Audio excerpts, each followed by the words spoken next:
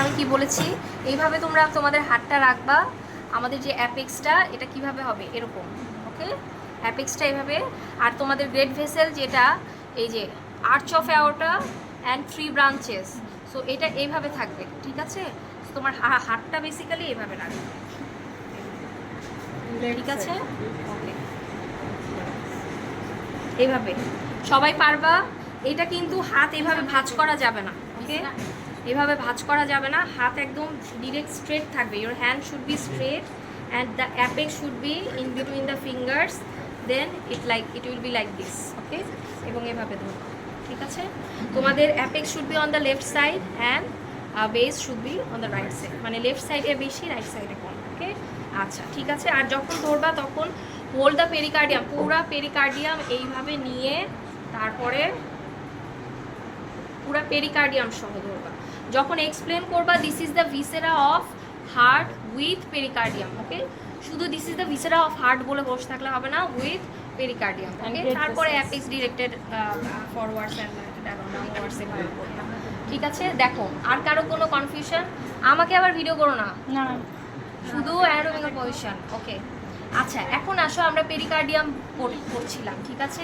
পেরিকার্ডিয়ামে কি ছিল অলরেডি তোমরা জানো, fibrous and serous pericardium. Serous pericardium has 2 layers, যেটা হচ্ছে parietal layer and parietal layer and visceral layer, okay? So 3টা লেয়ার হলো আমাদের, 2টা মেইন লেয়ার আর সেরাসের 2টা, একটা হচ্ছে parietal and visceral. Visceral layer will be attached with the viscera, okay? Now what is pericardial cavity? Pericardial cavity is the cavity between the parietal layer of serous pericardium and visceral layer of serous pericardium.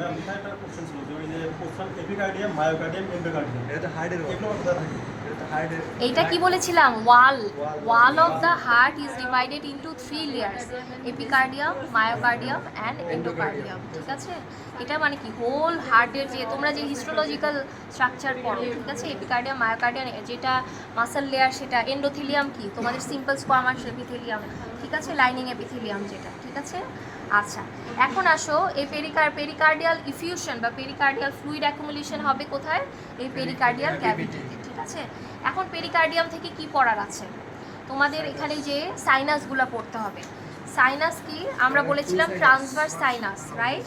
আমরা বলেছিলাম arterial tube and venous tube, these are the arteries. আমি আবার আর্টারিগুলো বলে দিচ্ছি।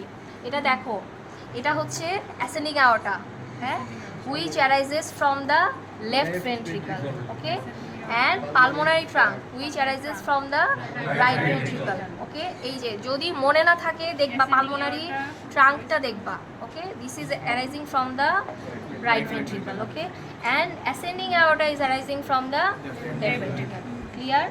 Okay, so arterial tube পড়ছি আমরা। This is in ফ্রন্টে সব আর্টারি থাকবে, গ্রেট ভেসেলস যেটা আর কি, সেটা হচ্ছে অ্যাসেন্ডিং অ্যাওর্টা, পালমোনারি ট্রাঙ্ক, আর কি থাকবে এখানে? এটা ঘুরে আর্চ অফ অ্যাওর্টা হয়ে যাবে। আর্চ অফ অ্যাওর্টার ব্রাঞ্চ কি কি আছে? BCS, brachiocephalic trunk, left common carotid artery আর left subclavian. Left common carotid কিন্তু এটা, এই যে এটা, ঠিক আছে? দিস ওয়ান মাঝখানে, এটা আর্চ,